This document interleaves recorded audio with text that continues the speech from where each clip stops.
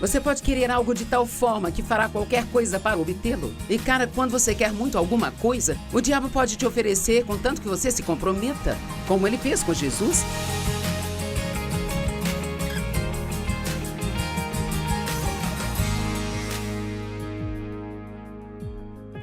Obrigada por estar comigo hoje no Desfrutando a Vida Diária, onde compartilho a palavra de Deus e eu acredito que ela tem o poder para mudar sua vida.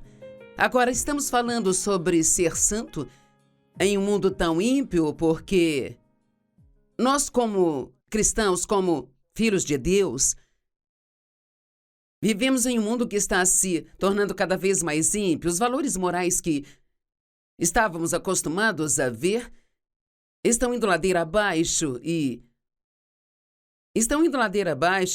honestamente, a linha entre quem é um crente em Cristo e quem não é está ficando cada vez mais embaçada, sabe? Então nós precisamos ter muito cuidado como crentes em Cristo de nos comportar da maneira que devemos, de acordo com a palavra de Deus. Não é bom o suficiente apenas dizer que você vai à igreja. Precisamos ter determinados comportamentos que as pessoas possam reconhecer como um comportamento que pareça com o de Cristo. A Bíblia diz em 2 Coríntios 5:20 que nós somos embaixadores de Deus e que Ele, agora ouça isso, Ele está fazendo seu apelo ao mundo através de nós. Eu amo isso, uau! Para mim essa é uma afirmação muito poderosa. Cada um de nós está no ministério. Nós estamos vivendo os últimos dias, ou muito perto dos últimos dias, porque nós lemos a Bíblia e vemos falar sobre os sinais dos fins dos tempos. Mateus 24 é um capítulo que, se você não está familiarizado, seria bom ler, fala sobre vários sinais dos fins dos tempos, de guerras e rumores de guerras, terremotos e fomes, em diversos lugares, e que o amor de muitos se esfriará e que as pessoas serão facilmente ofendidas e assim por diante. Mas uma das coisas que seria um dos sinais dos fins dos tempos é que o engano vai se tornar muito grande.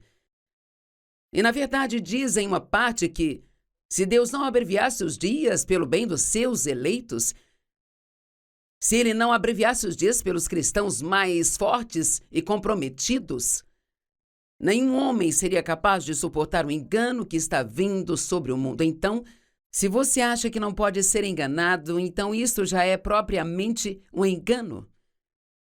Você alguma vez ora para que Deus te proteja e livre do engano? Ou para que você reconheça quando Satanás estiver tentando te enganar, para que reconheça quando ele estiver mentindo para você? Isso é algo que eu acho que precisamos fazer como uma oração diária na nossa vida. Deus, por favor, me ajude a não ser enganado. Ajuda-me a reconhecer quando Satanás estiver tentando me tentar, a me comprometer, a seguir na direção errada. Então, começamos ontem a falar um pouco sobre se comprometer e sobre como até mesmo Jesus foi tentado a se comprometer. O diabo disse a ele, durante o período de 40 dias em que ele foi levado pelo Espírito Santo ao deserto para ser tentado pelo diabo, uma das tentações de Satanás foi: se você se curvar e me adorar apenas uma vez, eu te darei todos os reinos do mundo e todas as coisas que estão neles. E é claro que Jesus, ele resistiu à tentação e ele disse: está escrito, servirás ao Senhor teu Deus e somente a Ele tu adorarás. Precisamos conhecer a palavra e quando o diabo vier mentir, temos que estar prontos para dizer: está escrito. Temos que ter cuidado com a mentira do só uma vez, ou da mentira do é só um pouco. A palavra se comprometer significa descer no nível abaixo do que você sabe ser o certo. Sabe, às vezes agimos como se fôssemos burros e não soubéssemos de nada, mas nós sabemos. Você sabe, você pode dizer lá no fundo quando algo não é o certo, pelo menos a maioria de vocês sabe. Se você não tem o conhecimento da palavra de Deus, pode ser mais difícil, mas quanto mais você conhece a palavra, mais ela vai se levantar e te convencer quando você tentar fazer algo que não deveria estar fazendo. E se comprometer significa saber o que é certo fazer, mas não fazê-lo. Bem, Tiago falou sobre isso. Tiago 4,17 diz: então, se alguém sabe o bem que deve fazer e não o faz, então isso é pecado. Então, há pecados de comissão, pecados que cometemos, mas também existem pecados de omissão, como coisas que, na palavra de Deus, não fala só as coisas que não devemos fazer, fala também do que devemos fazer, como, por exemplo, a Bíblia nos diz para ajudar os pobres. Bem, se eu conheço alguém que está em necessidade, se tenho os meios e sou capaz de ajudá-los, mas eu não quero fazer isso porque eu sou egoísta, então isso é pecado. E muitas vezes acho que não pensamos o bastante sobre os pecados de omissão. Não basta apenas você não estar fazendo as coisas erradas, mas será que está fazendo bastante das coisas certas? Você não pode ser um cristão e não querer ajudar as pessoas. Mas Satanás vai tentá-lo a não fazer isso. Ele vai te dizer: eles não merecem ajuda. Bem, também não merecemos e Deus nos ajuda mesmo assim. E se comprometer a resolver as diferenças nos relacionamentos nem sempre é uma coisa ruim. A menos que isso possa nos fazer pecar, então temos que nos posicionar para o que é certo. Temos que defender o que é certo, porque se não defendemos nada, vamos cair por qualquer coisa, ou por todas elas. Então, vamos usar um exemplo que eu inventei. Digamos que uma esposa realmente quer que o marido vá à igreja com ela, mas ele não vai, mas um dia ele diz: ok, eu vou à igreja com você no domingo se você sair na sexta e beber comigo. Bem, obviamente, ela não pode fazer esse compromisso, ela tem que dizer: não, eu não posso fazer isso. Por quê? Porque isso é errado de acordo com a palavra de Deus. Mas vamos pegar outra maneira disso funcionar. Digamos que ele diz: bem, você quer que eu vá à igreja com você, mas você nunca vai pescar comigo. E ela diz: bom, você sempre vai no domingo e eu vou à igreja no domingo. Ele diz: domingo é o meu único dia de folga. É o único dia que eu posso ir com você. Agora, um bom compromisso pode ser ela dizer: bem, vou deixar de ir à igreja neste domingo para ir pescar com você, se você for à igreja no culto de quarta-feira comigo. Agora, veja, este seria um bom compromisso porque não há lei que diga que você tem que ir à igreja todo domingo. Queremos fazer isso, queremos ser frequentes, queremos ser comprometidos, mas neste caso em particular, isto poderia ser o melhor? Ele poderia acabar entregando sua vida a Cristo? Se ela estivesse disposta a ser só um pouquinho mais assim, bem ok, sabe? Então talvez ele diga: ok, você vai pescar comigo no domingo e vou à igreja com você na quarta. E se ele ouvir algo na quarta à noite que o faça entregar a vida a Cristo? Temos que ser guiados pelo Espírito nessas coisas. Se comprometer geralmente significa que você vai receber um pouco do que você quer e a outra parte receberá um pouco do que ela quer. Mas ninguém consegue tudo aquilo que quer. No entanto, não podemos nos comprometer com o diabo, não podemos dar a ele um pouco do que ele quer. E então dar a Deus um pouco do que ele quer? Temos que colocar Deus em primeiro. Sempre coloque Deus em primeiro. Sempre obedeça a Deus e nunca se comprometa a fazer aquilo. Jesus disse aos discípulos que um pouco de fermento leveda toda a massa. Então, o que ele estava dizendo é que um pequeno compromisso pode arruinar tudo. Sabe, eu não sou uma grande chefe ou cozinheira, mas eu sei que se eu tiver um pouco de massa aqui em cima, e se eu colocar fermento nela e cobri-la, ela precisa ser coberta com um pano, no escuro. Eu poderia deixá-la assim, voltar amanhã e aquela pequena coisa agora estaria uma coisa grande. Então isso é o que ele estava tentando dizer, um pouquinho de fermento pode levedar toda a massa. Agora, nesse caso em particular, ele estava falando sobre o legalismo versus a graça, porque ele estava lidando com os israelitas que estavam debaixo da lei. Então agora Jesus veio, ele pagou pelo pecado, morreu na cruz, ressuscitou dos mortos. E Paulo estava ensinando as pessoas sobre a graça, mas algumas das pessoas que se tornaram cristãs, alguns dos cristãos, os judeus que se tornaram cristãos, estavam tendo dificuldades em deixar de lado todo aquele legalismo. Então Satanás constantemente ficava os tentando a se comprometer e adicionar um pouco de legalismo junto à graça e à esperança para funcionar. Jesus queria que seus discípulos tomassem cuidado com esses pedacinhos de coisas que nós achamos que não fazem nenhuma diferença.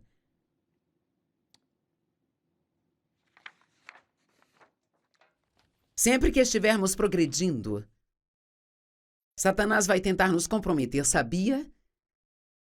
Ele sempre vai tentar tirá-lo dos trilhos, ele sempre vai te fazer perder o foco. E você pode contar com isso quando você estiver fazendo progresso em sua caminhada com Deus. O inimigo vai te atacar de alguma forma, sabe? Eu estava escrevendo um livro chamado Como Amar as Pessoas que São Difíceis de Amar. Bem, eu estava escrevendo sobre não ser egoísta. E adivinha, eu fui testada a maior parte do tempo. Bem no meio do meu processo de escrever sobre o amor e sobre perdoar. Dave e eu discutimos, e raramente discutimos hoje em dia. Depois de 54 anos, você desiste das discussões porque você já fez tudo isso, já esteve lá, e eu não quero fazer mais isso, sabe? Mas tivemos a pior discussão que já tivemos na vida. Eu pensei, Dan, o que está acontecendo? Bem, você está escrevendo um livro sobre como amar as pessoas que são difíceis de amar? Bem, naquele dia em particular, mesmo tão gentil, maravilhoso e bom como Dave é, foi mais difícil amá-lo naquele dia. Eu não sei por que ficamos tão chocados quando tentamos fazer algo de bom. Paulo disse que quando eu tento fazer o bem, o mal sempre aparece. É assim que sempre será. Não se surpreenda se você planejar ir à igreja no domingo, porque agora você está tentando ser frequente às reuniões. Algo vai acontecer toda semana que vai tentar te deixar em casa. E você tenta orar de manhã e eu posso garantir a você que o telefone vai tocar, todo mundo vai ter uma emergência. Seus filhos vão precisar de algo que normalmente não precisam. Você vai ter que ser realmente determinado e comprometido para seguir em frente com o que você realmente acha que Deus quer que você faça. Houve uma vez em que Pedro, o apóstolo Pedro, se comprometeu, sabe? E Paulo o confrontou. Gálatas 2:11-14 diz, quando Cefas, que significa Pedro, veio a Antioquia, eu me opus a ele face a face, porque ele se tornou repreensível. E antes de certos homens, somos assim às vezes, agimos de uma maneira com certas pessoas e de outra forma com outras pessoas. Pois antes de certos homens chegarem da parte de Tiago, ele costumava comer com gentios. Veja agora, Jesus disse, não há mais judeu nem grego, homem nem mulher, escravo nem livre, mas somos todos um em Cristo. Antes de Cristo, na antiga aliança, os judeus não tinham absolutamente nada a ver com os gentios. Eles eram assim, não. Você não pode ter nada com os gentios.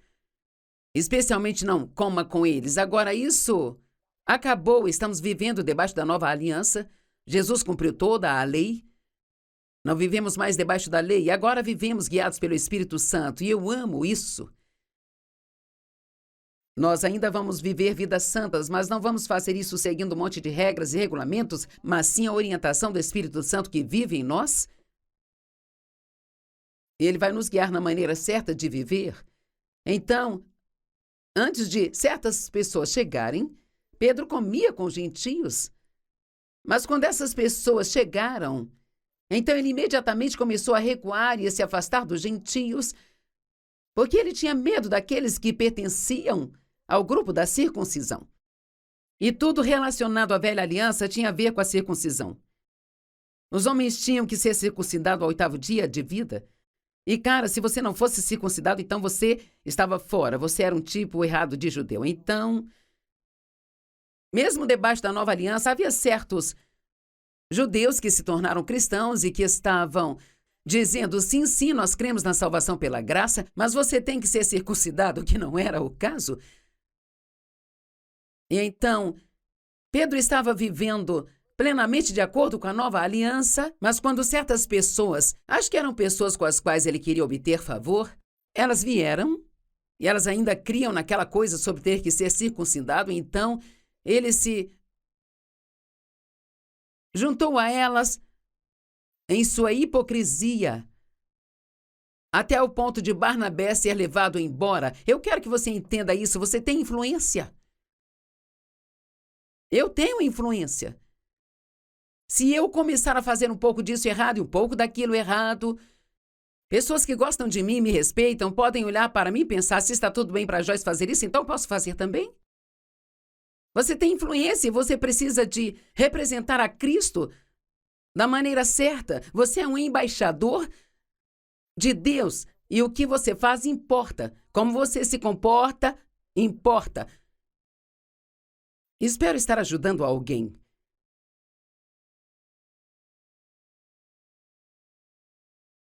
Então Paulo disse: quando eu vi que ele não estava agindo de acordo com a verdade do Evangelho, eu disse a Pedro na frente de todos eles: você é um judeu, mas vive como gentio e não como judeu? Como é então, Pedro, que você força os gentios a seguir os costumes dos judeus? Mas ele só se comportava assim na frente de certas pessoas. Bem, sabe, talvez nós devêssemos confrontar mais uns aos outros em amor. Faça isso de maneira humilde, mas digamos que você conheça um cristão que não faz nada além de murmurar e resmungar o tempo todo.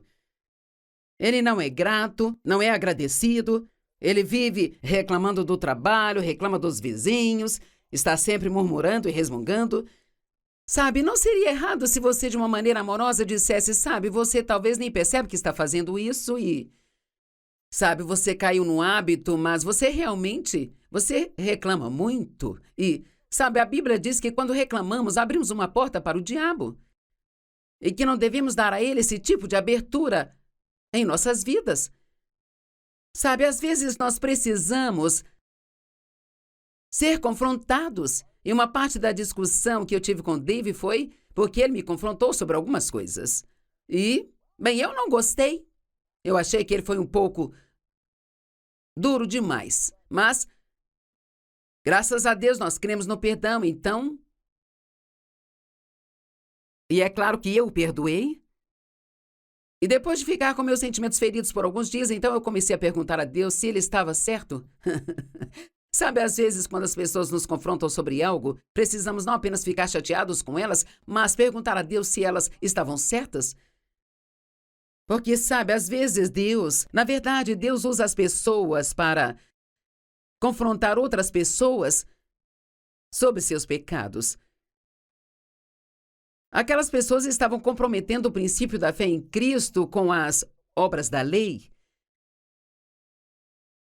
E hoje há muito disso, de se comprometer. Políticos se comprometem para conseguir votos, ainda que isso signifique que não vão fazer o que prometeram que fariam as pessoas que votaram neles na última eleição.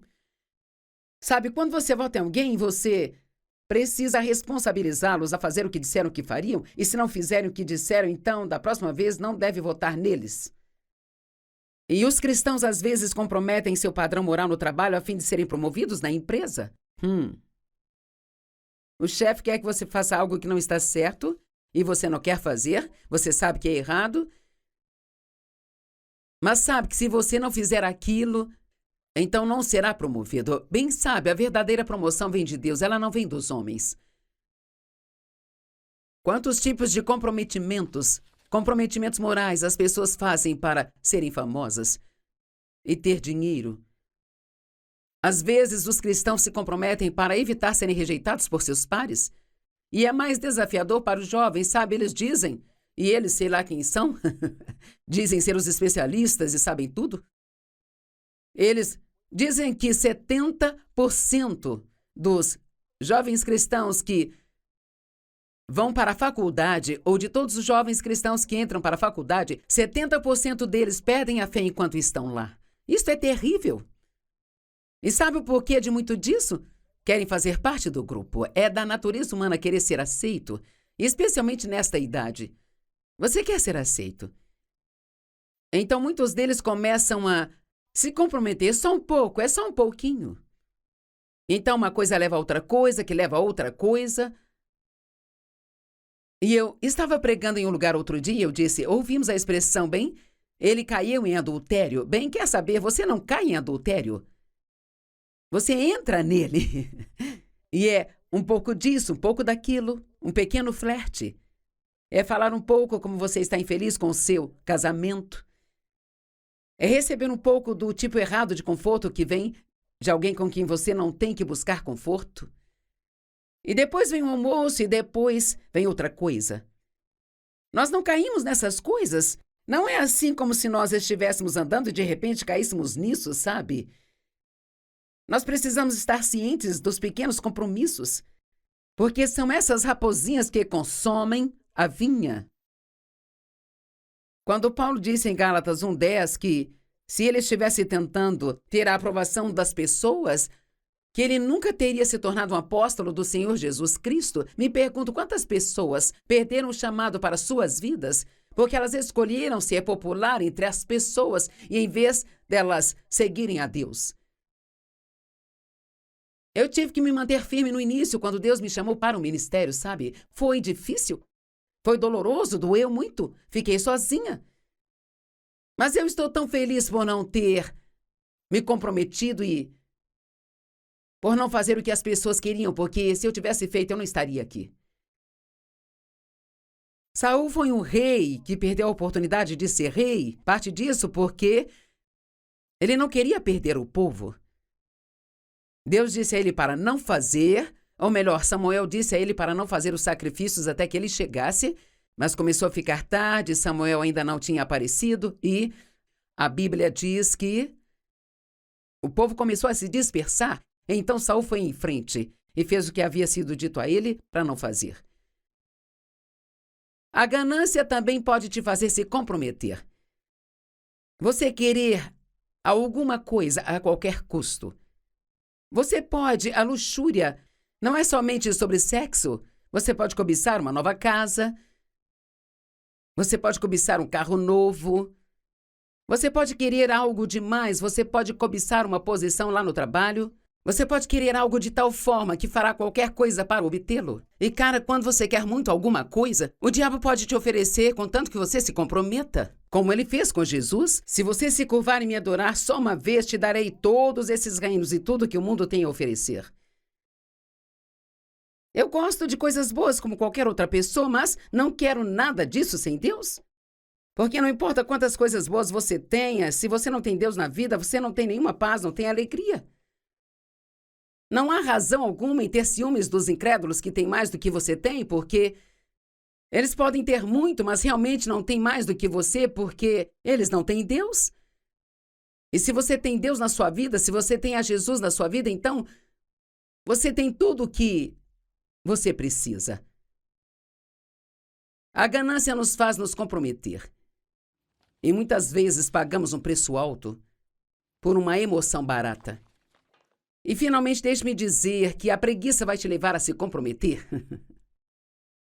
Por ser preguiçoso, você não faz a coisa certa porque não está com vontade de fazer aquele esforço, então simplesmente não faz. Bem, eu sei que eu deveria fazer isso, mas eu sei que eu deveria fazer aquilo, mas já houve um tempo na nossa sociedade em que as pessoas faziam o que era certo porque acreditavam que era o seu dever.